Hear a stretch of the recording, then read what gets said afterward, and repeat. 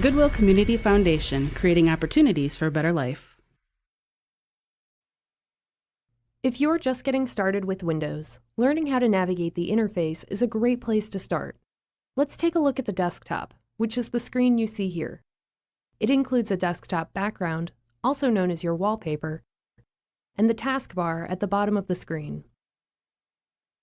The taskbar is where you'll find shortcuts to some of the applications on your computer, as well as the Start button. In most versions of Windows, you can click the Start button to see a list of applications, files, and settings. But if you're using Windows 8, you can click the Start button to return to the Start screen.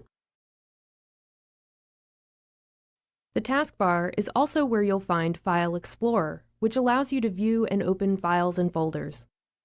For now, I'm going to close the window by clicking the X.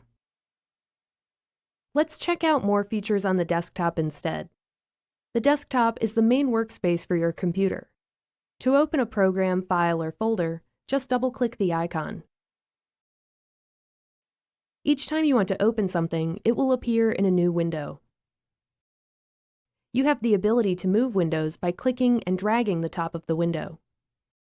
When you're done, just release the mouse. If you have more than one window open at a time, you can quickly switch between them by clicking the icon for that window on the taskbar. Almost all windows allow you to maximize the window so that it fills the entire screen. Just click the button here. Click the button again to return the window to its original size.